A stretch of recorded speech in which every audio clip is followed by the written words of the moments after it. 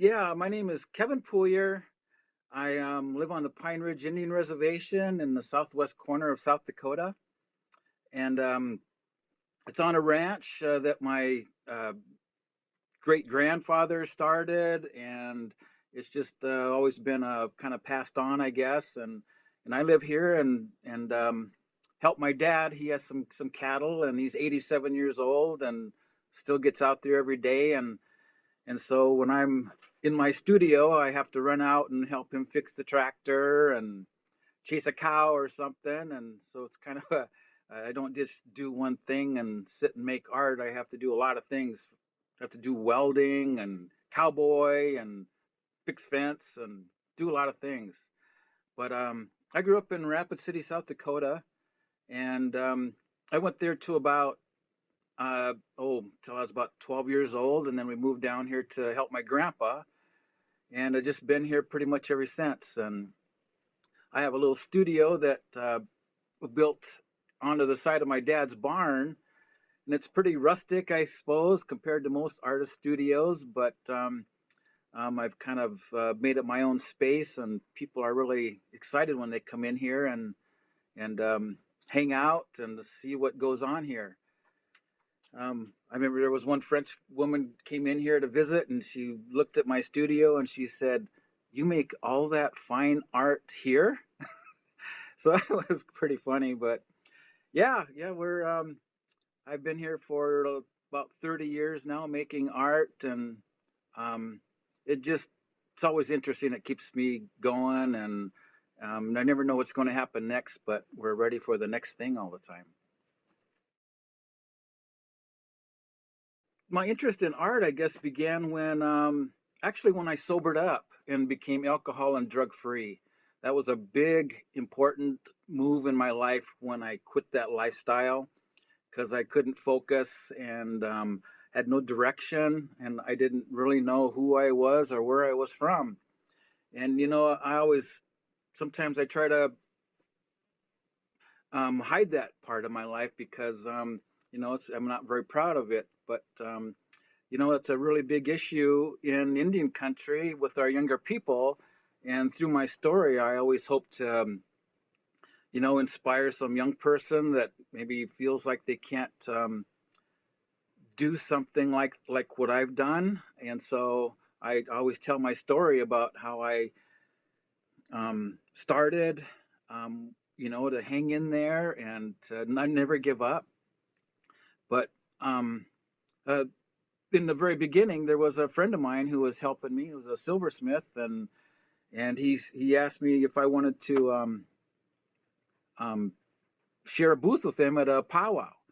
And so I thought, well, sure. I'd never had anybody see my work before, and then he said, well, enter that pair of earrings in the judging and see. It doesn't cost anything. And so I had a little pair of earrings with a Morningstar design on there, and I put that in the jewelry competition, and here I'd won second place and won $200 award money and a ribbon, and at the time I was working in a factory, and it was just barely making it, and I had this extra money, and then I made some money over the weekend at the powwow, and it was really exciting because to have that reaction of people liking my work, and and then I found out there was another show in Bismarck, North Dakota, United Tribes Powwow. So I went there, and it just kind of snowballed. We just started going from show to show, and but I always remember one of the artists that really inspired me. I remember seeing a carving by Alaskan artist Susie Silyuk, and she carves on ivory, and her work is all comes from inside her and about her life and her struggles and her story. And even back then I really wasn't sure anything about what art was supposed to be like or say, but I could feel the power in her art.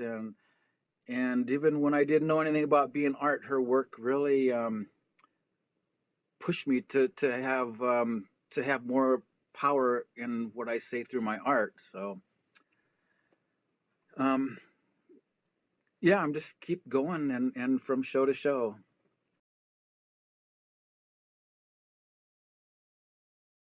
My culture inspires my creations, I suppose, by our life ways. Everything has a meaning. Everything that moves is sacred, and um, it's such a beautiful way to live. I didn't in the beginning, after I had turned to making art and was trying to find out who I was as a human being. I didn't know anything about my culture. I didn't know anything about Lakota spirituality, our life ways, our connection to anything, and our designs. And so I was 30 years old, and I remember having to start researching everything I could. I had to learn what designs meant. I had to talk to elders. I had to talk to community members, spiritual people. I immersed myself in our spirituality. I participated in all of our ceremonies, and it doesn't happen like overnight, but little by little throughout these years, I've learned through other artists, spiritual people, elders, everybody, and I still, I still learning things every day whenever I talk to people, and through this our life ways, we're it's about how I'm not any more important than anything else. I'm just a common man, and so and through some of these ceremonies and stuff, I was shown different things, and one of the things I've learned is to pay attention to even the smaller, simple things. And one of those things is like a monarch butterfly, and those have really special meaning to me. Where I I'll see monarch butterflies when it seems like nobody else does, and so it just brings a constant awareness of who I am, what I'm doing here, and you know, try to have some humility and be grateful.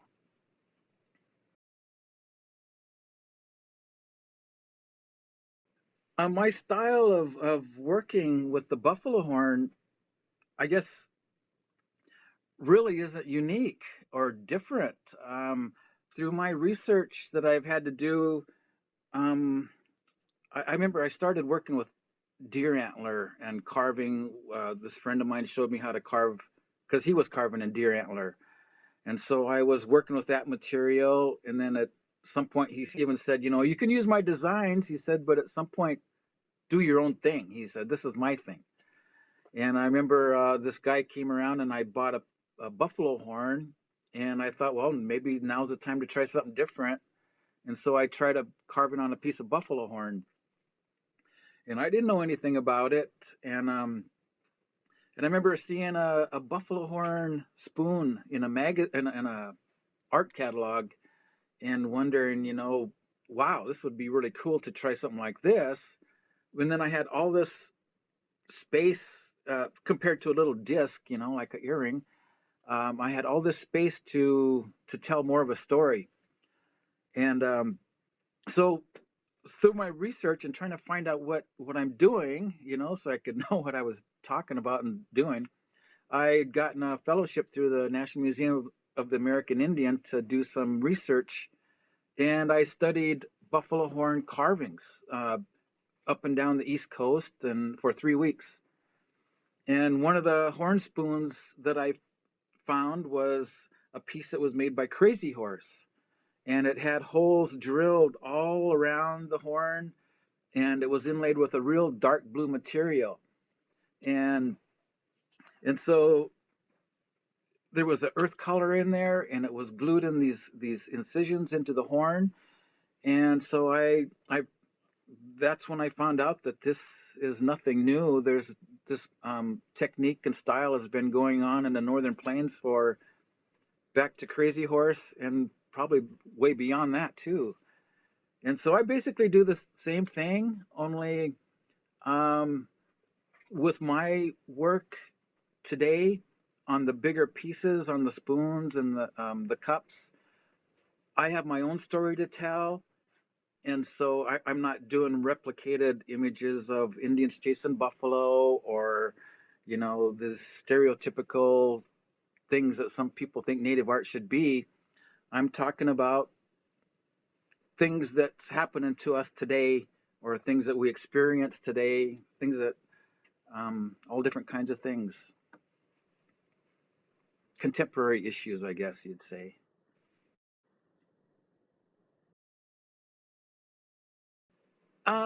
Yeah, with this whole new times, COVID and shutdown,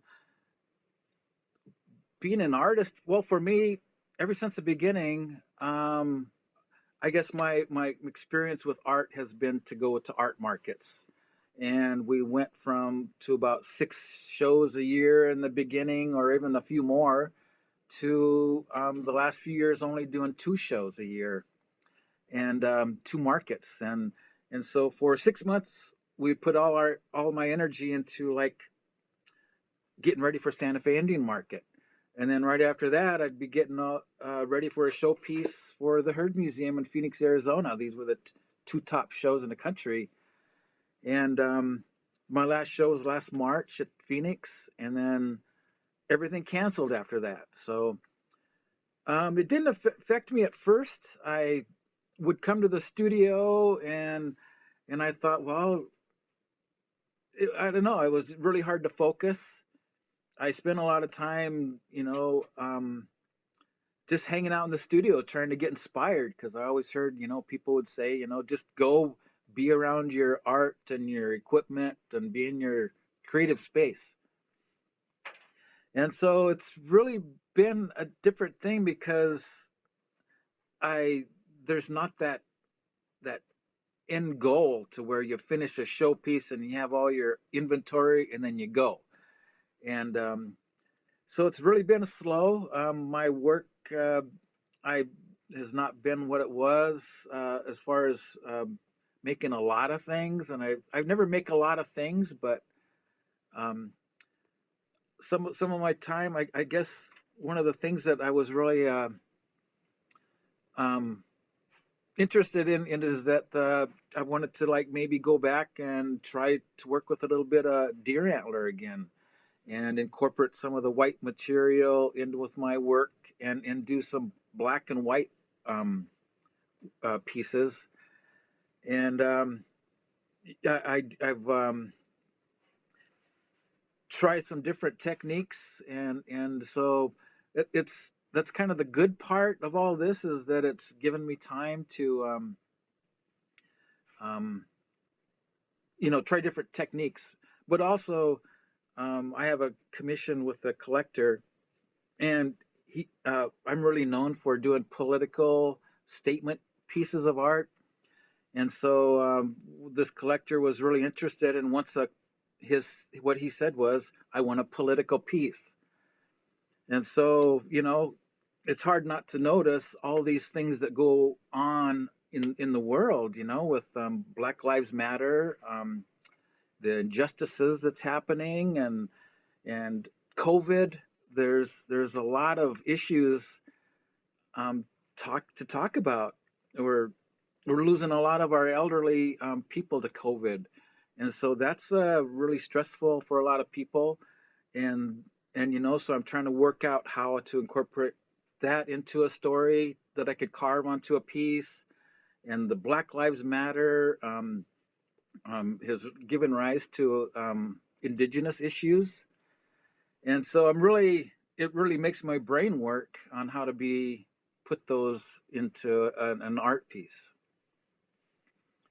So it's slower, I guess, with not making the market piece, but it's really made me put a lot of deeper thoughts into um, coming up with some really powerful pieces to come.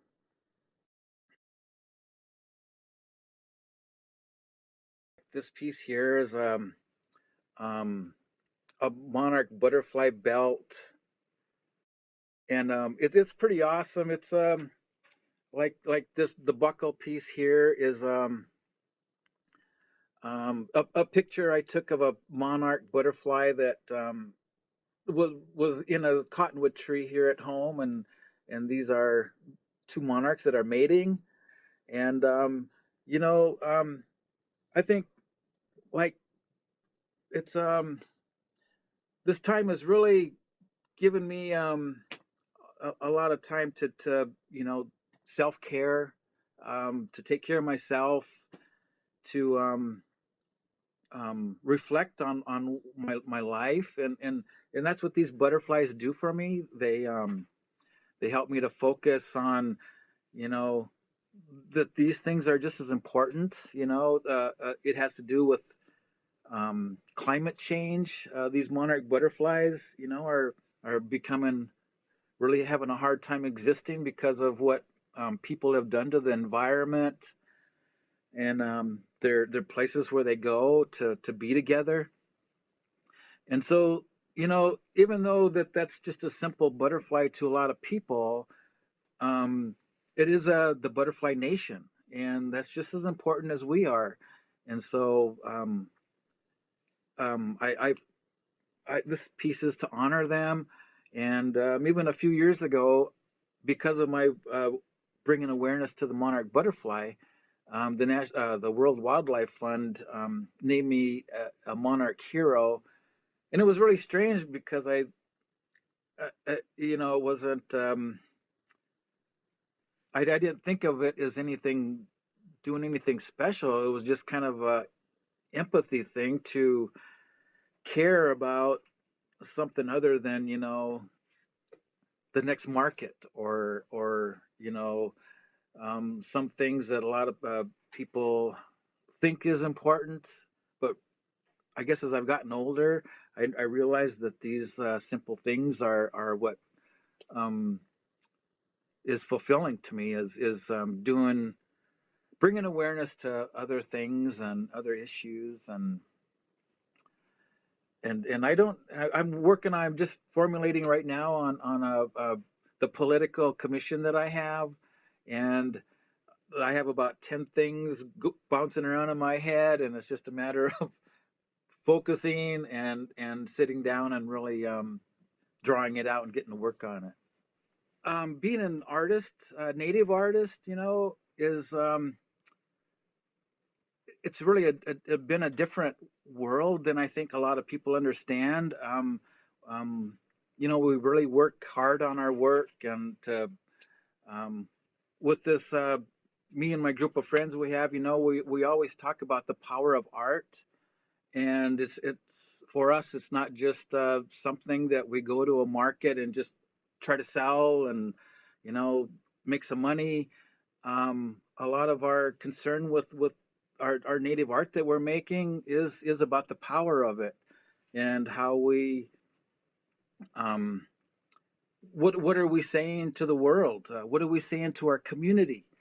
We have a responsibility to our community, our children, our community members. A lot of times, our work isn't seen by our community because sometimes it's expensive, or in a museum or in a private collection where a work isn't seen. So, um, we want to be able to inspire the young people in our community and our community members, and show that our own people we do have a voice in the world, and through the our creations we have that power to change things and bring about awareness. And so there's the just a few of us artists that are working out there to bring that out to everybody, and and so yeah, we're going to keep trudging along and putting that power out there and bringing art to the world. And I just hope everybody stays tuned and pays attention, and watches to see what we do next.